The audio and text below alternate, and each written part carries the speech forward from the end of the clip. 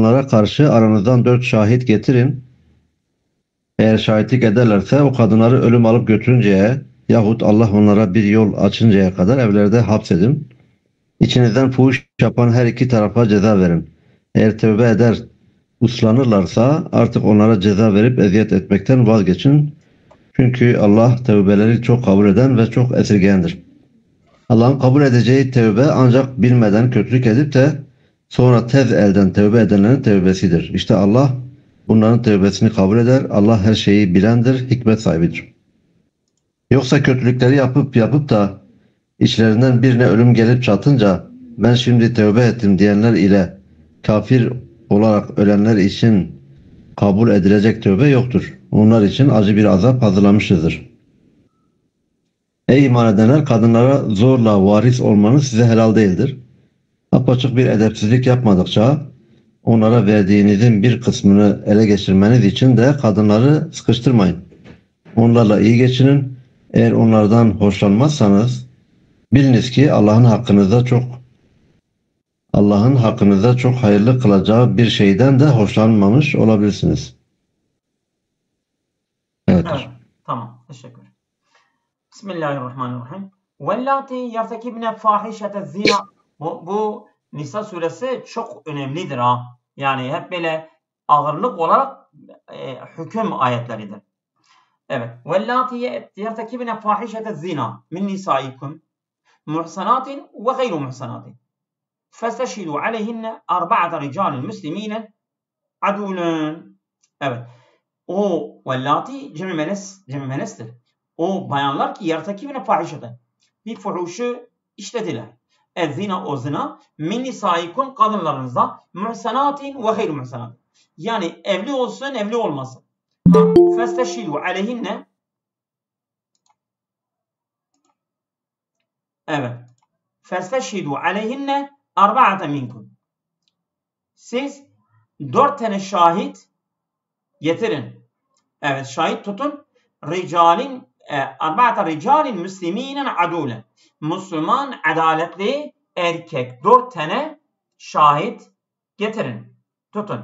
Fe in şehidu aleyhinne bi irtikabiha fahbisuhunne fil biyuti ukubeten lehum. Bu 4 tane erkek onlar üzerine şahit ettiler ki şahitlik yaptılar ki bunlar işlediler. Bunlar zinayı işlediler. Fahbisuhunne. Siz onları hapsedin. Fil biyuti evlerinde ukubeten lehum. Bu ceza olarak onları evlerden hapsedin. Tabi bu zina cezası hapis İslam'ın ilk senelerindendir. Şimdi diyecek ki bu ayet mensuktur. Başka bir ayetle ondan sonra gelmiştir, değiştirmiştir. Hatta tenkadiye hayatuhunne bil mevti. Bunlar hayatlarını ölümle bitinceye kadar evlerinde kalsınlar. Ev yec'allahu lehunne tariqan hayra tariqil hapsi. Veyahut Allah Teala bu hapisten başka bir yol onlara bir yol kılıncaya kadar. Sümme beyyenallahu es-sebile lehum ba'de zalike. Sonra Allah Teala onlar için bir yol beyan etti. Feşer'a. Allah Teala böyle yasalaştırdı. Cildül bikri ezzaniyeti. Evet. Miyetü cildetin ve tahribu amin ve racmül muhseneti. Yani bakire olan bir zinakar bayan miyetü cildetin. 100 değnek. Evet. Ve tahribu amin. Bir sene de sürgün. Ve racmül muhseneti. Ve evli olana da racim. Tabi bu bayanlar için diyor ama erkekler için de fark etmez, aynıdır. Evet. Vellezani yertekibani fahişete zina minel ricali. Bak erkeklere de geliyor. Vellezani elletani nasıl müennesse elletani de müzekerdir. Yertekibani fahişete zina. Zina fuhuşunu işleyen erkekler, 2 tane erkek, değil mi? Minel ricali erkeklerden muhsineyni. Eğer ikisi de yani evli ise ev gayru muhsinin yahut evli değilse faakibuhuma. onları cezalandırır. Nasıl cezalandırmak? Bil lisani vel yedi. Yani dille onlara azarlayın. İşte kötüsünüz, şerefsizsiniz vesaire vesaire. Vel yedi, vurun onları. Bima yuhakkikul ihanete ve zecre. Onları rezil veyahut onları sakındırmak, çekinmek, yani zecir, yani o işten onları şey etmek, yani vazgeçmek, onları caydırmak amacıyla ve rezil etmek amacıyla bunu gerçekleştirmek için bunları yapın. Dil ile bir de el ile. فَاِنْ اَخْلَعَا عَمَّا كَانَا عَلَيْهِ. Neden yani bile tesniye olarak getirmiş, ben bunu anlamadım ha. وَالَّذ۪ي ya وَالَّذ۪ينَ, ama Allah Teala demiş وَالَّذَانِ يَأْتِيَانِهَا. Yani tesniye olarak erkekler için, mesela bayanlar için çoğul getirmiş, erkekler için tesniye getirmiş. Evet. فَاِنْ اَقْلَعَا عَمَّا كَانَا عَلَيْهِ.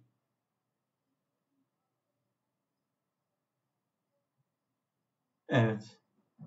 Yani şimdi bu iki erkek mi yoksa bayan erkek mi? وَالَّذَانِ مِنَ الرِّجَالِ diyor. Yine erkeklerden doğrudur. فَاِنْ اَقْلَعَا عَمَّا كَانَا عَلَيْهِ. Yani olduğu hal üzerine bunlar kala. Asıl kala yani bir insan çekmektir ha. Dişini çekiyor. Kala derse. Diş çekti kökten. Değil mi? Damarlarıyla birlikte o işten çekildilerse وَصَلَحَتْ اَعْمَالُهُمَا. Ve onların hal ve durumları da düzeldiği فَيَعْرِدُوا عَنْ اَذَاهُمَا. Onların eziyetlerinden vazgeçin. لِيَنَّ تَائِبَ مِنَ الذَّنْبِ كَمَنْ لَا ذَنْبَ لَهُ. Tövbe eden kişi tövbe işlememiş gibi oluyor. اِنَّ اللّٰهَ كَانَ تَوَّابًا عَلَى مَنْ تَابَ مِنْ عِبَادِهِ رَحِيمًا بِهِمْ. Çünkü Allah Teala tevvabdır. Yani siğe-i mübalağadır. Çok tövbeleri kabul edendir. Kimi için? عَلَى مَنْ تَابَ. Tövbe eden için min ibadi kullarından rahimen bihim ve onlar için çok şefakatli, merhametlidir. Vel iktifau bi hâzen nev'i minel ikabi. Sadece dil ile ve el ile vurmak vardı ya. Bu cezayı yetinmek kâne fi evvelil emri. İslam'ın ilk dönemindeydi. Sümme nüsiha. Bu ayet iptal edildi. Ba'de zâlike bundan sonra bi cildil bikri ve takribi ve bi racmil muhsinin. İşte yani evlenmemiş birisi onu değnekle, yani mesela 80 değnekle vurulacak ve 1 sene sürgün. Bir de eğer evliyse de onu racm edilecek. Bu sonra yani ayetler bunu nesletmişlerdir. İnnemâ yakberullahu tevbetellezîne ekdemû alâ irtikâbiz zunubi vel maasi bi cehlin minhum. Ancak Allah Teala tevbeyi kabul eder. Kimde?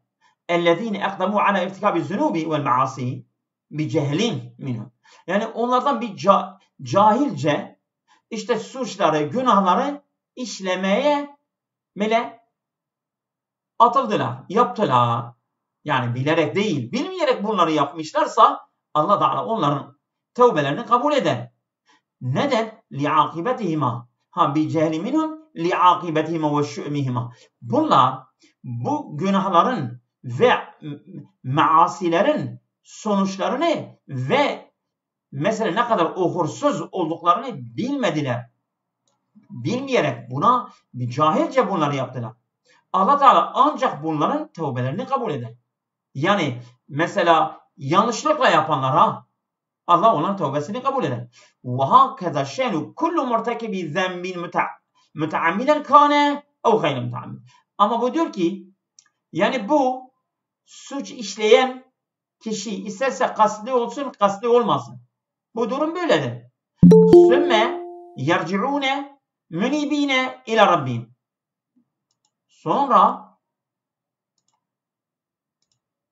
Sonra yerci'ûne münibîne. Bunlar Allah'a dönerek ila rabbîn kable muayenetil mevti. Yani ölüm ayan beyan olmadan önce ha. Yani mesela sekerat var ya, sekerat tabi insan artık bilir ki gidiyor. O olmaz. Ondan önce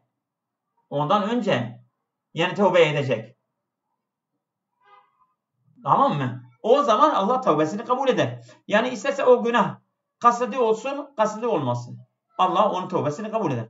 فَاُولَٰئِكَ اَبُلَّهِ يَقْبَلُ اللّٰهُ تَوْبَتَهُمْ. Allah onların tövbesini kabul eder. وَيَتَجَاوَزُ عَنْ سَيِّئَاتِهِمْ. Onların günahlarını affeder.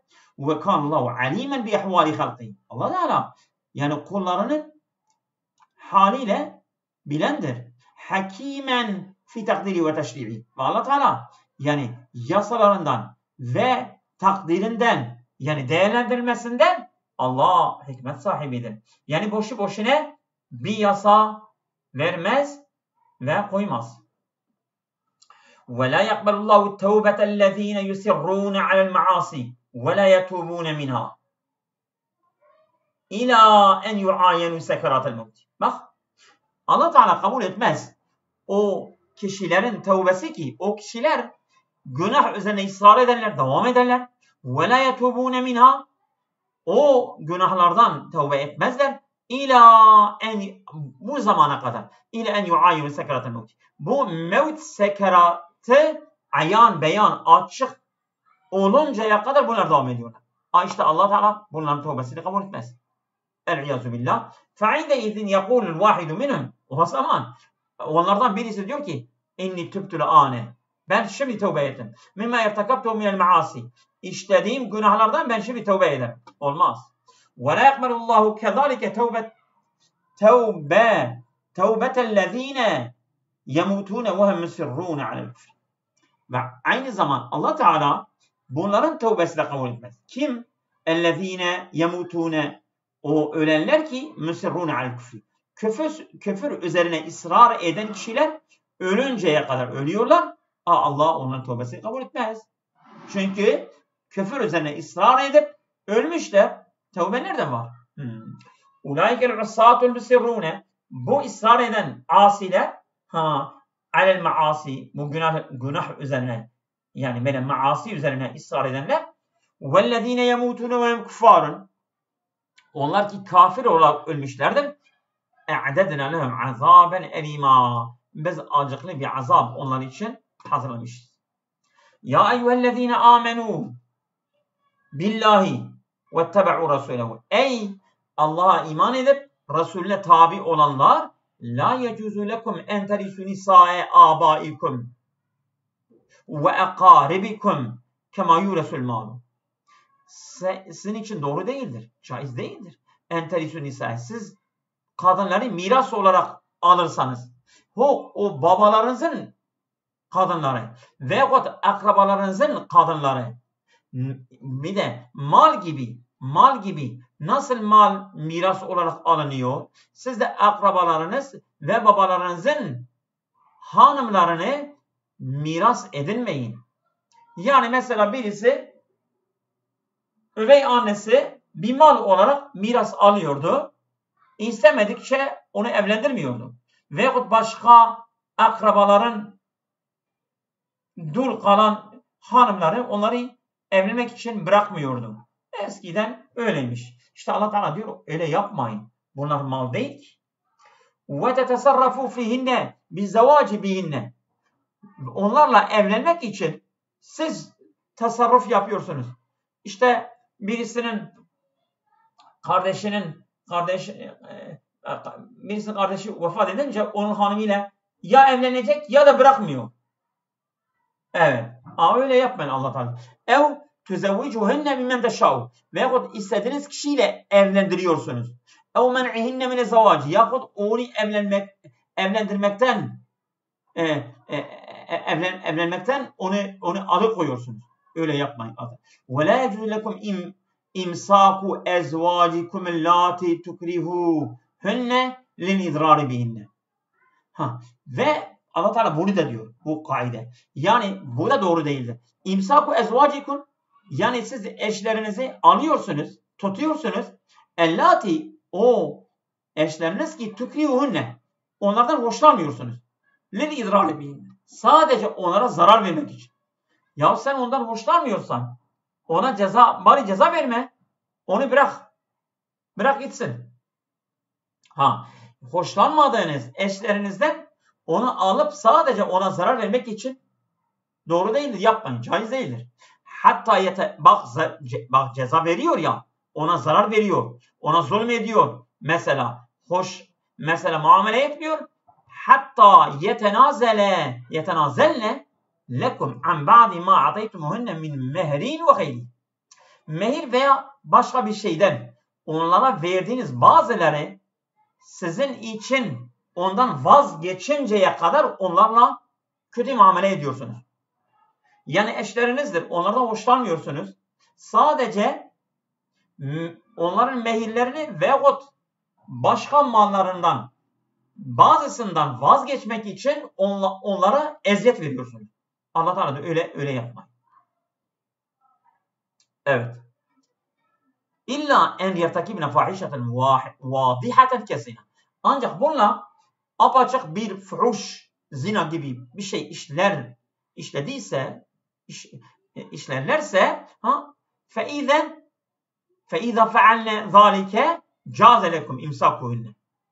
Eğer bunlar böyle bir şey yapmışlarsa sizin için caizdir imsakuhunne, onları tutmak, ve tadyiqi aleyhinne, onları sıkıştırmak, hatta yeftedine minkum. Onlar yani size bir fidye olarak kendilerini kurtarmak için yapıyorlarsa. Evet. Bima a'taytumuhunne, onların verdiği maldan kendilerine fidye olarak verip kendilerini kurtarmak edinceye kadar yapabilirsiniz. Ve sahibu nisaikum suhbeten. Bu ayet de şöyledir Bu ayet de İslam'dan önce olmuştur. Yani mesela bir bayan zina yaptıktan sonra onu yanına nasıl alacaksın? Yok. Alınmaz yani Ve sahibu nisaikum suhbeten tayyibeten. Siz eşlerinizle yani güzel, iyice geçinin. Eşlik edin. Nasıl? Bi kefil eza ve bi bezlil ihsani. Onlara iyilik sarf edin ve onlara eziyet etmekten de çekinin. Yani elinizi çekin. Kef men etmektir yani engellemektir. Fe in kerihtumûhunne li emrin dunyeviyyin. Bir dünyayı bir durum için onlardan hoşlanmadığınız zaman fasbiru aleyhin. Sabredin. فَلَعَلَّ اللّٰهُ يَجْعَلُ ف۪ي مَا تُكْرِهُونَ خَيْرًا كَسِيرًا.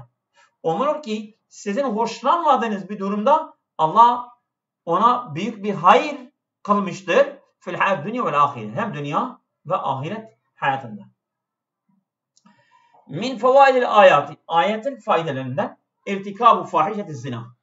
Zina fahişesinin işlenmesi çok büyüktür. Evet. Min ekseril maasi.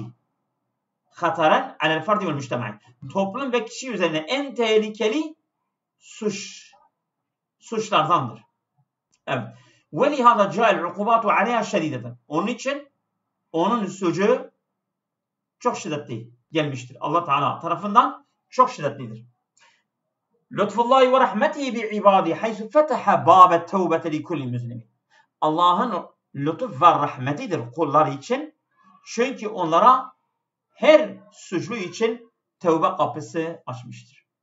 Ve yessere lehu esbabaha. Ve bu tevbenin sebepleri de kolaylaştırmıştır. Ve e'anehu ala suluki sebiliha. Ve bu tevbe gidişatının yolu üzerine de yardım eder Allah Teala. Kullu men asallahi Teala bi'amdin ev bi gayri amd fe cahilun. Kim Allah'a isyan eder, isterse kasıtlı isterse kasıtsız, o cahildir. Bi kaderi men asahu celle ve ala. O Allah Teala'ya isyan ettiği kadarıyla cahildir. Ne kadar isyan etmişse o kadar cahildir. Ve cahilun bi atharil maasi ve şu'uni ve şu'mi yani. Aynı zaman o günahların etkileri ve ne kadar o günahlar uğursuz oldukları da cahildir. Eğer bilmiş olsaydı yapmazdı. Hatta Fahreddin Razi diyor her günah bir psikoloji sıkıntısıdır. Bir psikoloji hatasıdır ki insan işliyor. Min esbabi istimrar hayat zevciyeti en yekune nazaru zevci mütevazin. Yani bu evlilik hayatının devamın ne bile sebeplerindendir. En yekune nazaru zevci mütevazin. Yani erkek eşin bakışı dengeli olması gerekir. Nasıl? فَلَا يَحْصُلَ نَظَرَهُ فِي مَا يُكْرِهُ. O sadece hoşlanmadığı tarafa bakmaması gerekir. Sınırını tutmaması gerekir. Yani sen kadının bir tarafından hoşlanmıyorsun. Sadece ondan başka bir şey senin yüzüne gelmiyor. Öyle olmaması lazım. Bel yanzuru eyda ila ma fi min hayrin. Aynı zaman yani ondan olduğu hayır tarafına da bakman lazım. Ve kad yec'allahu fi hayrin kesira. Allah Teala ondan büyük hayırlar kılmıştır. Evet. Buyurun tekrar bu sayfayı da. Alo.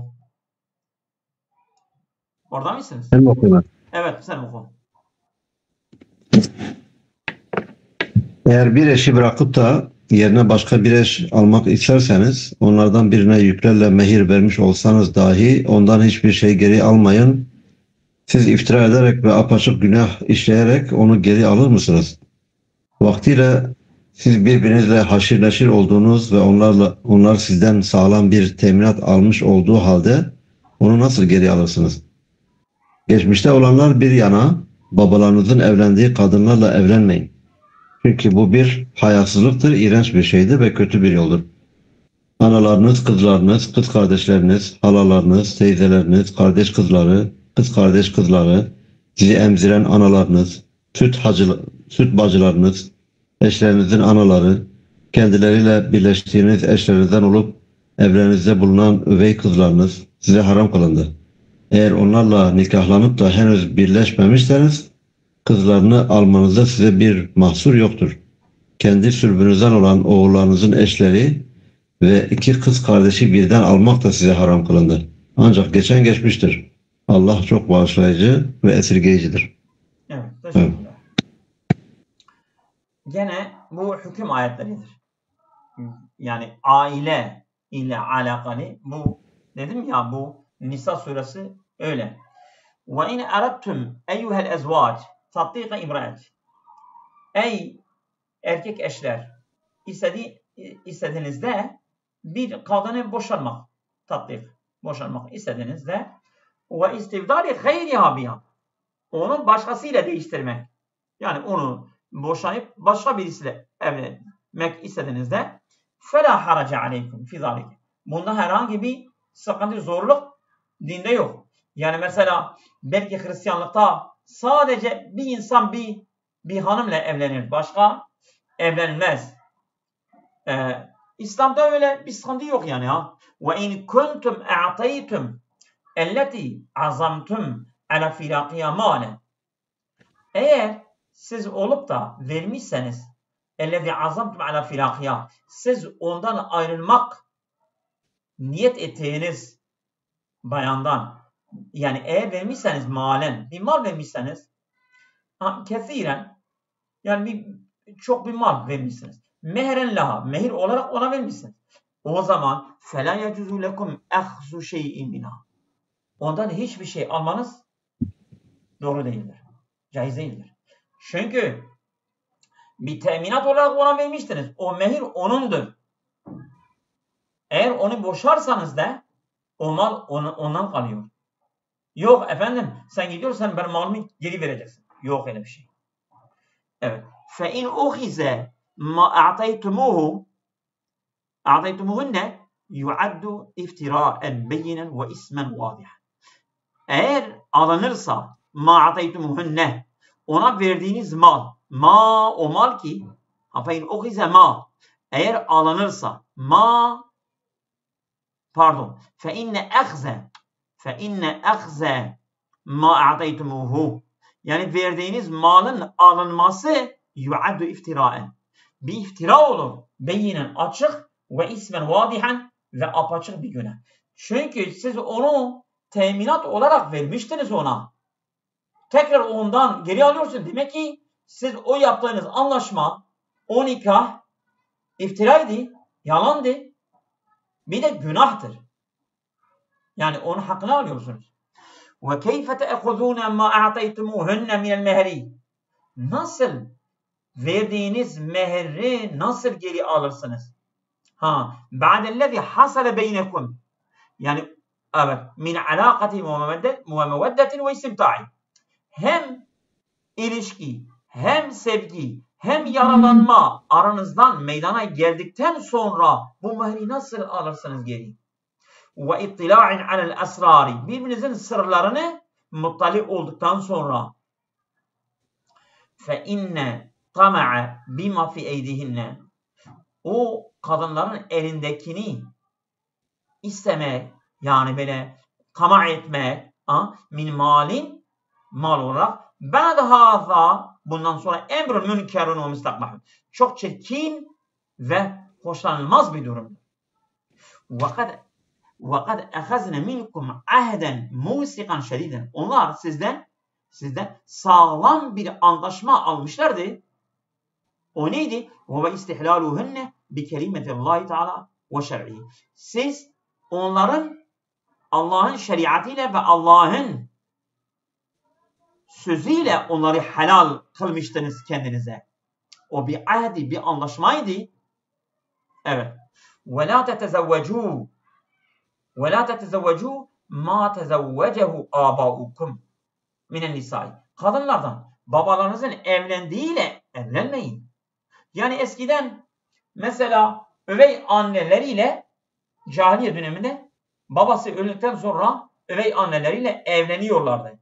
İşte Allah Teala diyor, yapmayın bunu. فَاِنَّ ذَٰلِكَ مُحَرَّمٌ.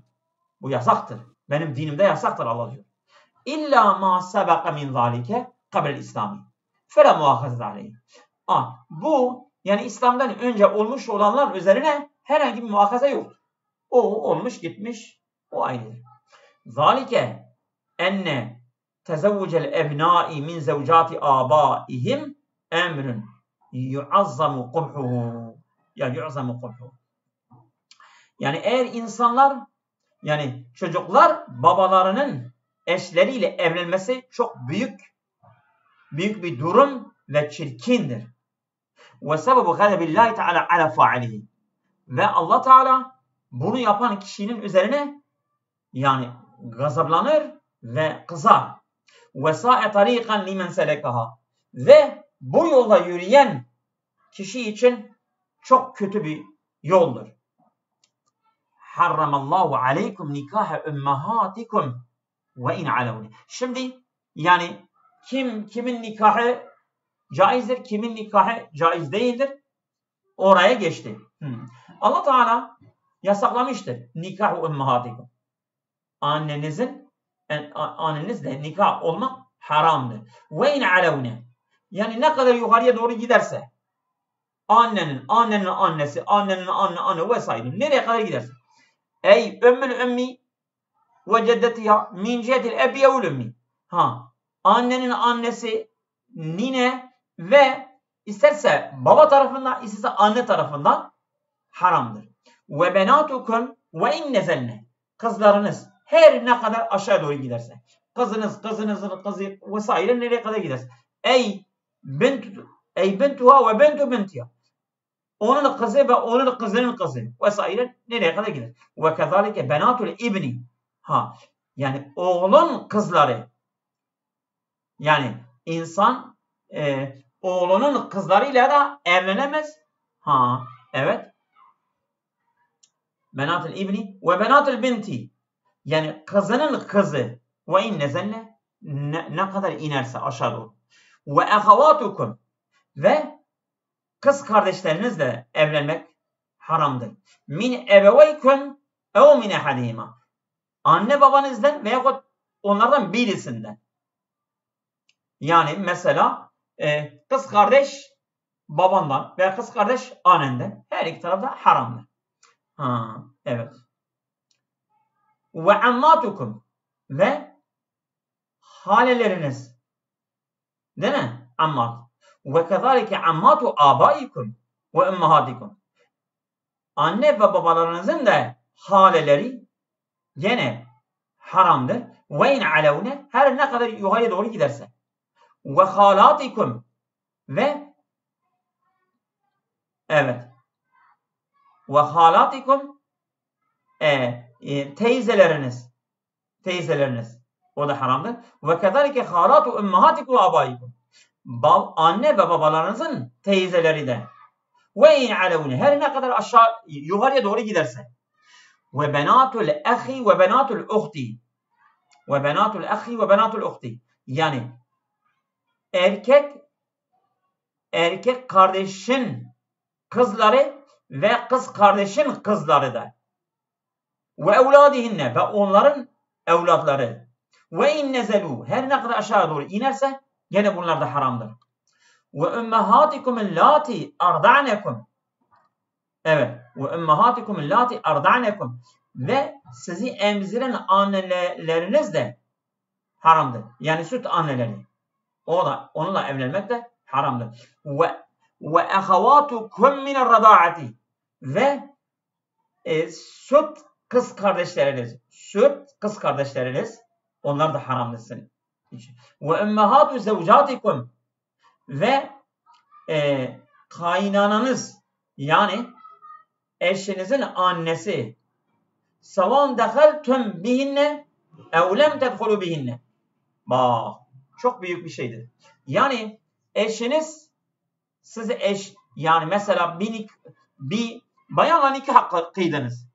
O eşle ilişkiye girip girmeden onun annesi, sadece nikahla onun annesi haram oluyor.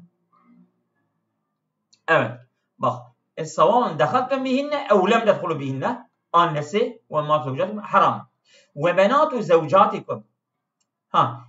Eşinizin kızları. Mesela bir dul hanımla evlendiniz. O dul hanımın kızları var. Onunla evlenebilir misiniz? Yok. Evlenemez. Min hayrikum. Tabi o kızlar, yani mesela o dul hanımın birinci eşindedir. Ellati yenşene ve yeterabbeyne fi biyutikum galibe.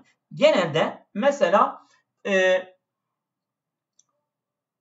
bu övey kızlar var ya, insanın övey kızları onun evinde büyüyüp yetişiyor, terbiye görüyor, değil mi? Onun annesiyle evlendi. Annesi öldükten sonra o kızla evlenebilir mi? Evlenemez. Ve benatu zevcatikum min hayrikum allati yenşe'ne ve yeterabbeyne fi biyutikum. Gene de öyledir. Ama öyle de olmayabilir. Yani onun evinde büyümüşse, büyümemişse fark etmez. Ve kezalike iza lem yeterabbeyne fiyha. O evde büyümemişse de sadece senin evlendiğin o hanımın kızıdır. Tamam, bitti. Onunla evlenemezsin. İn kuntum dehaltum, ama bi ümmehatihinne. Sen onların annesiyle yatmışsan, ya onunla ilişkiye annesiyle yatmışsa kızı haram olur. Ama annesiyle yatamıyor. Ama izen lem tedhulu bihinne fela haraca aleykum fi nikahi benatihin. Sadece mesela annesiyle nikah kıydı. Sonra o dul hanımı boşadı. Onun kızıyla evlenebilir. Ayet öyle diyor. Bak. İn kuntum dehaltum bi ümmehatihinne. Annesiyle yatmışsa. Ama izen lem tedhulu bihinne, annesiyle yatmışsa fela haraca aleykum fi nikahi benatihinne. Onların kızlarıyla nikah kılmak bir sıkıntı yoktur. Ve hurrime aleykum nikahu zevcati ebnaikum. Gene haramdır. Üzerine zevcatu ebnaikum lezine min astabikum. Yani sizin mesela sırtınızda, sizin şeyinizde olan çocuklarınızın eşleriyle evlenemezsiniz. Yani insan geliniyle evlenemez.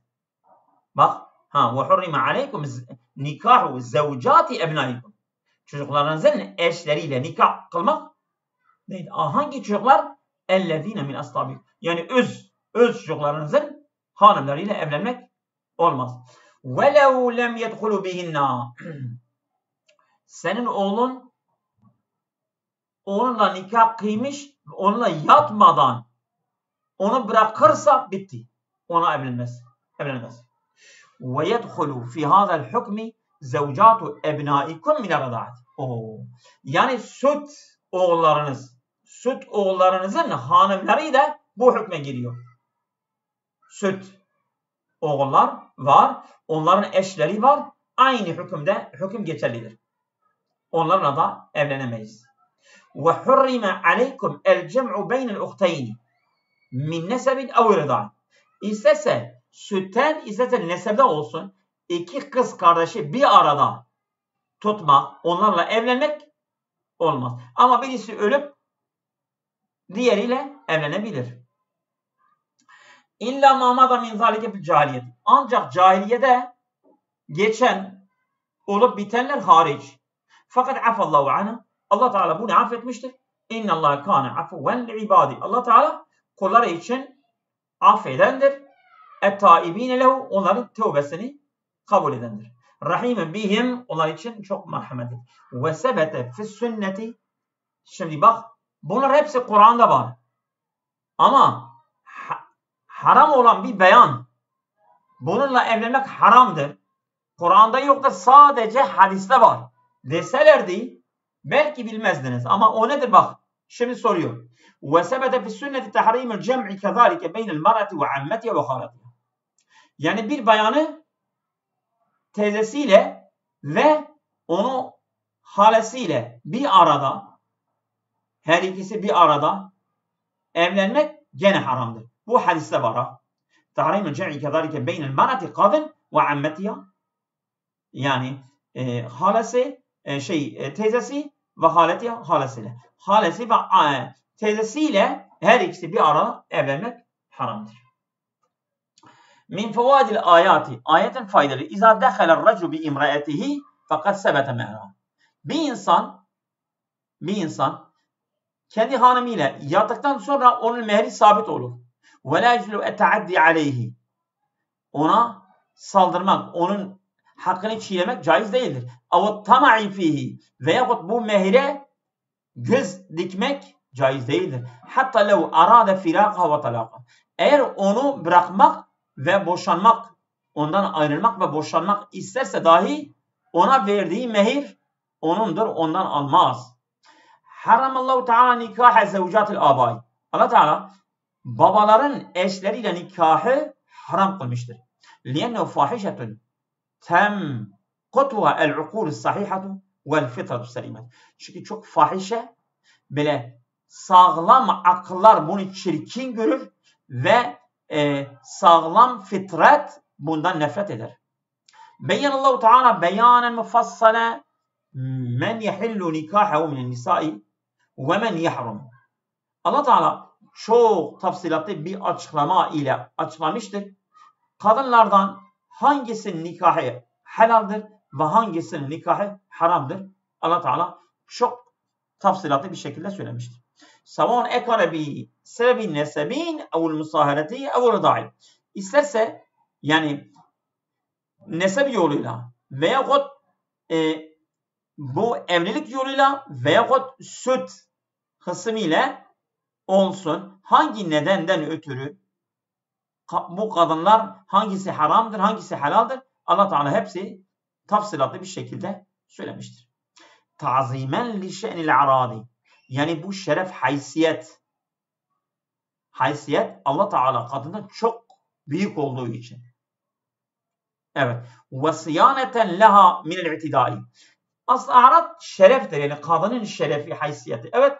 Ve siyaneten leha ve Allah Teala onu koruması için minel i'tidai, yani saldırmaktan, tecavüz etmekten Allah Teala bunu korumak için bunu çok tafsilatlı bir şekilde Allah Teala söylemiştir. Evet. Hayırlı akşamlar. Allah'a emanet olun. Adınıza sağlık.